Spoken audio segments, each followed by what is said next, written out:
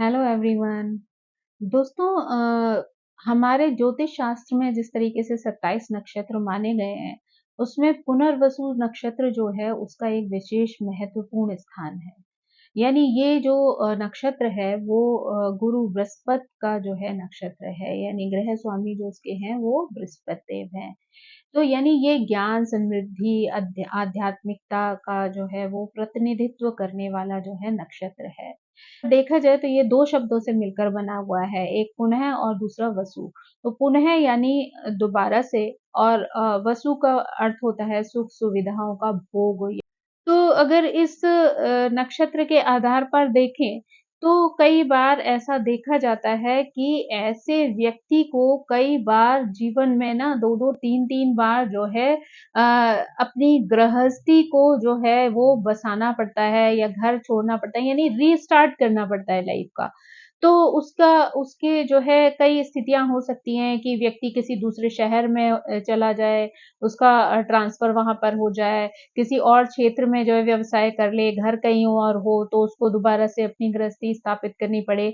तो यानी अपने सुख-सुविधाओं की कोई कमी नहीं होती है जीवन में, लेकिन इनको कई बार वो दोबारा-दोबारा जो है अपने जीवन में स्थापित करना पड़ता है। यानी दोबारा से चीज़ें जो हैं वो व्यवस्थित करनी पड़ती हैं। यानी किसी न किसी रीज़न से जो है एक चीज़ फिनिश होगी और फिर उनको दोबारा से वो चीज़ें जो हैं अपनी स्टार्ट करनी पड़ेंगी। यानी वो चीज़ें चाहे वो दोबारा से खरीदें, चाहे व्यवस्थित करें, घर व्यवस्थित करें, तो इन्हें कई बार दोबारा अपना घर जो है वो व्यवस्थित करना पड़ता है।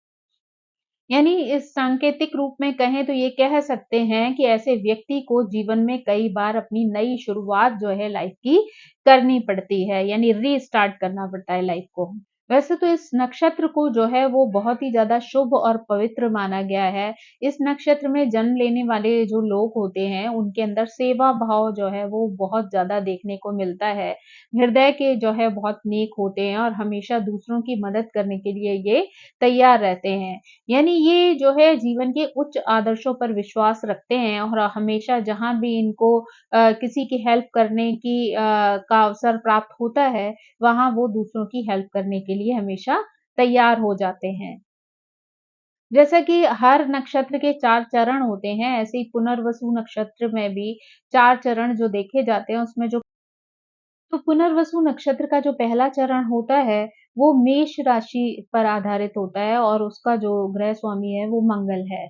तो ऐसे लोग जो है, वो बहुत ही साहसी होते हैं, ऊर्जावान होते हैं, है ना? अपने कामों को बहुत अच्छे से करना ये लोग जानते हैं। इसके बाद इनकी क्योंकि मेहनत से ये चीज़ों को अर्न करते हैं, इसलिए इनके जीवन में कभी किसी चीज़ की कमी नहीं रहती है। ये जीवन में नए-नए एक्सपीरियंस लेने में जो है बहुत ज़्यादा खुश रहते हैं। यानी जो प्रथम चरण वाले लोग हैं ना, उनको नए-नए एक्सपीरियंस, एक्साइटमेंट हर चीज़ का चैलेंज लेना जो है वो बहुत ज़्यादा पसंद होता है। क्योंकि ये मंगल से प्रभावित हैं, तो ऐसे लोगों को जो है चैन से बैठना पसंद नहीं होता है। ऐसे लोग हमेशा एफर्ट डाल के कुछ न कुछ जीवन में नया एक्सपेरिमेंट जो है वो करते रहते हैं, नए-नए चैलेंजेस लेते रहते हैं और जीवन में एक्साइटमेंट उनके जो है वो हमेशा बना रहता है। उसी के साथ जो अगर हम दूसरे चरण की बात करें पुनर्वसु के, तो वो जो है शुक्र से प्रभावित है क्योंकि वो वृष क्षेत्र में आता है। तो अगर हम शुक्र ग्रह के अनुसार देखें तो ऐसे लोग जो होते हैं, वो धन समृद्धि जो है वो उनके जीवन में हमेशा बनी रहती है। इनको जो है संपत्ति बनाने और पैसा कमाने की तरफ बहुत ज़्यादा इंटरेस्ट होता है। इसके अलावा जो है इन्हें बातचीत करना बहुत अच्छे से आता है, दूसरों को प्रभावित करना बहुत अच्छे से आता है क्योंकि इनकी वाणी जो है वो बहुत ही मीठी होती है और ये हमेशा जो है दूसरों से अच्छा व्यवहार रखने में, दूसरों के साथ दूसरों को इनवाइट करने में, दूसरों की हॉस्पिटैलिटी अच्छे से करने में, इन सब चीज़ों में बहुत ज़्यादा इंटरेस्ट रखते हैं। कार्य क्षेत्र में देखें तो ये हॉस्पिटैलिटी, टूरिज़्म और इम्पोर्ट-एक्सपोर्ट का बिज़नेस इस तरीके की चीज़ों में ये जो है बहुत ज़्यादा अच्छा फ़ायदा उठा सकते हैं। यहीं पर अगर हम पुनर्वसु नक्षत्र के तीसरे चरण की बात करें तो वो कहीं न कहीं मिथुन राशि से प्रभावित है तो इसलिए उसका जो ग्रह है वो बुध है। तो अगर हम बुध देव की बात करें तो बुध के नक्षत्र में पैदा होने वाले जो लोग हैं यानी बुध के चरण में जो पैदा होने वाले लोग हैं, वो बहुत ही कल्पनाशील और बहुत ही क्रिएटिव होते हैं। यानी वो इमेजिनेशन के आधार पर जो है चीज़ों को क्रिएट करना जानते हैं। इनकी बौद्धिक क्षमता बहुत अच्छी होती है और वो अपनी बुद्धि के बल पर ही जीवन में सफलता को प्राप्त करते हैं, है ना? अ, अगर जीवन में किसी भी तरीके की कोई समस्या आती है तो ये जानते हैं कि उस समस्या का समाधान उन्हें किस तरीके से करना है। उसके बाद जो है जो चतुर्थ नक्षत्र है वो जो है कर्क राशि का जो है नक्षत्र है। यानी यहाँ पर उसका जो प्रभाव है उस पर चंद्रमा का प्रभाव ज़्यादा होता है ऐसे व्यक्ति पर, तो ऐसे लोग बहुत ज़्यादा इमोशनल होते हैं, संवेदनशील होते हैं, दिल से सोचने वाले होते हैं चीज़ों को। इनके अंदर भी जो है दूसरों की सेवा करने का भाव बहुत ज़्यादा होता है, क्रिएटिविटी बहुत ज़्यादा होती है, इमेजिनेशन के बल पर ये चीज़ें क्रिएट करना जानते हैं, यानी चीज़ जो सोच होती है इनकी वो बहुत ही ज़्यादा सकारात्मक होती है। पुनर्वसु नक्षत्र में जो जन्म लेने वाले लोग हैं, वो ज़्यादातर बहुत ही होनहार होते हैं, उत्साह से युक्त होते हैं, बहुत ही ईमानदार होते हैं। ऐसे लोग आध्यात्मिक गतिविधियों में भी बहुत ज़्यादा इंटरेस्ट रखते हैं।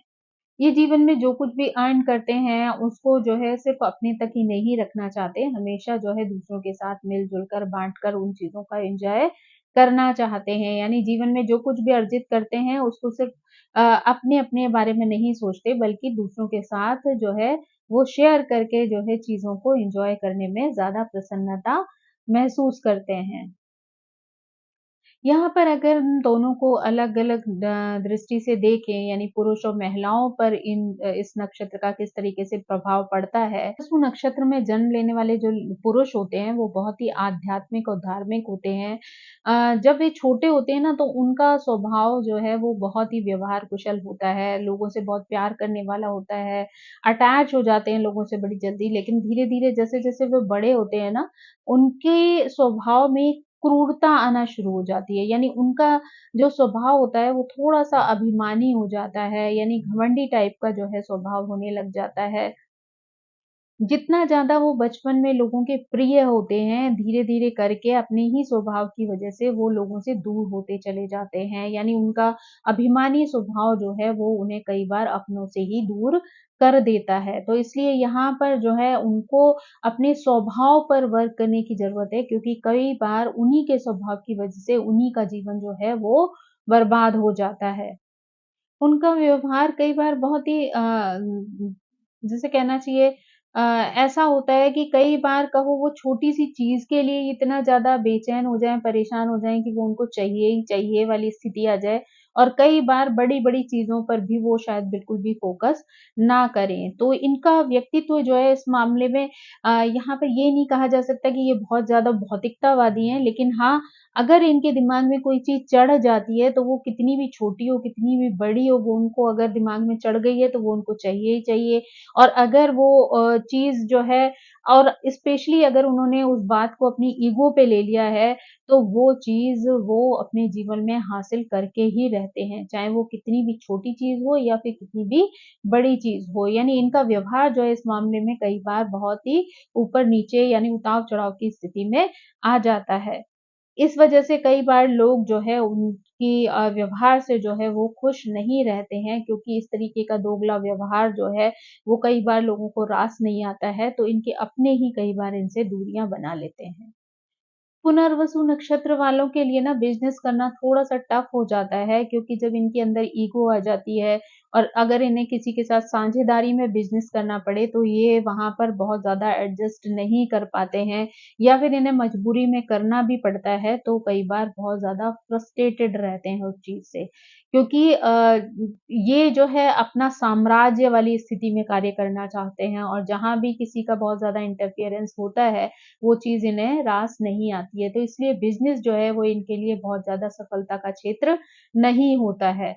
ये एक अच्छे टीचर बन सकते हैं, ये एक अच्छे कलाकार बन सकते हैं क्योंकि शुक्र का प्रभाव है कहीं न कहीं तो इसलिए ये एक बहुत अच्छी कला का जो है वो प्रदर्शन कर सकते हैं और इसी तरीके के क्षेत्रों में कार्य करके वो बहुत ज़्यादा प्रोग्रेस भी कर सकते हैं।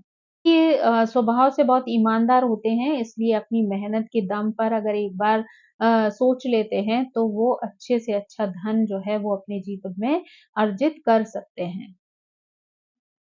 माता-पिता और शिक्षकों के प्रति इनका काफ़ी सम्मान होता है, लेकिन इनको ना पार्टनर के रूप में एक कंप्लीट वाइफ़ चाहिए होती है, या कंप्लीट पार्टनर जो है वो चाहिए होता है, जिसकी वजह से इनका जो विवाह है वो अक्सर कर पहली जो शादी होती है, वो असफल हो जाती है और इनके जीवन में दोबारा से विवाह होने के चांसेस काफ़ी अधिक होते हैं। जब सेकंड वाइफ जीवन में आती है तो उसका स्वास्थ्य जो है वो खराब रहने लगता है, स्पेशली अगर जो है कोई डिलीवरी वगैरह होती है, कोई संतान पैदा होती है तो उसके बाद तो उसकी स्थिति बहुत ही ज़्यादा खराब हो जाती है, जो कई बार इनके लिए चिंता का विषय बन जाती है ना? तो इसलिए जो है जनरली इनकी जो मैरिड लाइफ है वो बहुत अच्छी नहीं रहती है, क्योंकि पहली बार जो इनके विचारों के मतभेद के कारण जो है ये अपने फैमिली से अलग हो जाते हैं, या इनका रिश्ता जो है वो ख़त्म हो जाता है, और जब दोबारा विवाह होता है तो उसके स्वास्थ्य की वज़ह से जो है इनको परेशानियाँ उठानी पड़ सकती हैं। तो ये जो है एक इनके पर्सनल लाइफ़ के लिए जो है वो उचित चीज़ नहीं है, या तकलीफ़देह स्थिति है। स्वास्थ्य को लेकर बात कहें तो ये काफ़ी केयरफुल रहते हैं। अ, सबसे ज़्यादा जो इम्पोर्टेंट है वो ये पानी बहुत ज़्यादा पीते हैं, लेकिन इन्हें अपने खाने की चीज़ों पर भी अगर बाई चांस इन्हें कंट्रोल नहीं है, तो उस पर इन्हें कंट्रोल करना चाहिए। बाकी ये इनके जीवन में जो है बहुत ज़्यादा ऐसी कोई प्रॉब्लम नहीं होती है, क्योंकि ये अपनी छोटी-छोटी जो चेंजेज़ होते हैं लाइफ़ के, या परेशानियाँ होती हैं, हेल्थ इश्यूज़ होते हैं, ये इन पे बहुत ज़्यादा ध्यान देते हैं और तुरंत ही जो है वो एक्शन ले लेते हैं। तो ये इनके लिए अच्छा ही है कि अगर इन्हें कोई भी ऐसी स्थिति लगती है तो ये तुरंत अलर्ट हो जाएँ और उस बीमारी को बढ़ने ना दें। पुनर्वसु के नक्षत्र में पैदा होने वाली अगर स्त्रियों की बात करें तो ये अक्सर कर अपनी बातें मन में नहीं रख पाती हैं। ये जनरली दूसरों के साथ जो है बात करना पसंद करती हैं। इस वजह से कई बार दोस्तों के सामने या फैमिली वालों के सामने वो इस तरीके की बात कर देती हैं, जो उनके झगड़े और बहस का जो है वो कारण बन जाती है। उसकी वजह से जो है फैमिली में कलेश का माहौल जो है वो कई बार पैदा हो जाता है, और उनके जो क्लोज़ वन्स होते हैं वो कई बार उनसे उनकी इस हरकतों की वज़ह से नाराज़ भी हो जाते हैं। लेकिन अगर अंदर से देखा जाए ना तो इनका हृदय जो है वो बहुत सॉफ्ट होता है, दूसरों से प्यार करने वाला होता है। जल्दी ही ये अपनी बातों को महसूस भी कर लेते हैं कि इन्होंने किसी के साथ गलत किया है ना? दूसरों की रिस्पेक्ट करना भी जानते हैं। ऐसे लोग जो है भौतिकतावादी चीज़ों को बहुत पसंद करते हैं, इसलिए जो है इनके पास जो है काफ़ी सुख-सुविधाओं के लिए इनके नौकर-नौकरानियाँ या फिर उनके हेल्पर्स जो है वो मौजूद होते हैं। ये भौतिकतावाद को पसंद करने वाली स्त्रियाँ होती हैं, इसलिए इनके घर में जो है वो सभी तरीके की सुख-सुविधाएँ भी होती हैं और इनके कई सारे हेल्पर्स भी होते हैं। इस नक्षत्र वाली जो महिलाएँ होती हैं, वो शो बिज़नेस को अपना करियर बना सकती हैं। यानी ऐसी जो महिलाएँ होती हैं, क्योंकि कला से रिलेटेड होती हैं, तो कई बार कला के क्षेत्र में या डिज़ाइनिंग के क्षेत्र में ये है अपना जो है वो पेशा चुन सकती हैं। यानी जैसे फैशन डिज़ाइनिंग है या इंटीरियर डिज़ाइनिंग है, ज्वेलरी डिज़ाइनिंग है, इस तरीके की चीज़ों में जा सकती हैं, संगीत के क्षेत्र में जा सकती हैं, डांस आदि के क्षेत्र में जा सकती हैं। वहाँ से जो है ये बहुत सारा धन अर्जित कर सकती हैं। पुनर्वसु नक्षत्र में पैदा होने वाली जो महिलाएँ हैं, उनका अगर देखा जाए तो जीवन साथी के रूप में जो है अच्छा रिलेशनशिप रहता है। अच्छा हस्बैंड होता है, धन की, पैसे की, प्यार की कोई कमी नहीं होती है। लेकिन हाँ, कई बार जो है इनके बीच में ऐसी असहमति आ सकती है, जहाँ पे इनके विचार जो हैं वो एक-दूसरे से मेल ना खाएँ। लेकिन जो है ये चीज़ें जो हैं वो एक लिमिट के बाद नॉर्मल हो जाती हैं, बहुत ज़्यादा लंबे समय तक जीवन में नहीं चलती हैं। दोनों के बीच में थोड़ी बहुत गलतफ़हमियों के बाद वापस अंडरस्टैंडिंग हो जाती है, इसलिए इनका जो रिलेशन है वो एक स्वस्थ रिलेशनशिप होता है, खुशहाल और हैप्पी मैरिड लाइफ़ होती है। तो इसलिए जो है पुरुषों के लिए ये नक्षत्र शायद ज़्यादा अच्छा नहीं है, स्पेशली पर्सनल लाइफ़ के लिए, लेकिन महिलाओं के लिए ऐसी कोई स्थिति नहीं है। अगर स्वास्थ्य की दृष्टि से अगर हम देखें, तो पुनर्वसु नक्षत्र में पैदा होने वाली जो स्त्रियाँ होती हैं, उनको निमोनिया है, अपच है, कान का दर्द है, और क्या नाम चाहिए, थायराइड की प्रॉब्लम है, जॉन्डिस है। इस तरीके की जो है बीमारियों का सामना जो है वो करना पड़ सकता है ना? तो बेहतर है कि अगर इन्हें इस तरीके के कोई भी सिम्पटम अपने जीवन में दिखाई दें, तो ये तुरंत उस पर एक्शन लेकर उसका इलाज कराएँ, ताकि वो चीज़ें जो हैं, वो बहुत ज़्यादा बढ़े नहीं और इनके जीवन में बहुत ज़्यादा उन चीज़ों को लेके परेशानियाँ इन्हें फेस ना करनी पड़े। वैसे अगर देखा जाए तो बहुत ज़्यादा ऐसी कोई चिंता वाली बात नहीं होती, यानी ऐसी किसी बीमारी का कोई संकेत नहीं है, जो कि उनको परेशानी में डाल सके, है ना? तो इस तरीके से दोस्तों ये थी जो है वो पुनर्वसु नक्षत्र से रिलेटेड कुछ जानकारियाँ, जिसमें कि पुरुषों की क्या स्थिति हो सकती है, महिलाओं की क्या स्थिति हो सकती है, कि और चारों चरण में पैदा होने वाले लोग किस-किस तरीके के गुणों से युक्त होते हैं। तो आज हमने इसके बारे में बात की। आई होप आपको ये जानकारी पसंद आई होगी। Thank you so much. मेरी आप सभी से रिक्वेस्ट है कि प्लीज़ मेरे चैनल को सब्सक्राइब करें, लाइक करें, शेयर करें और कमेंट करके मुझे इसी तरह मोटिवेट करते रहें। Thank you so much. Bye bye.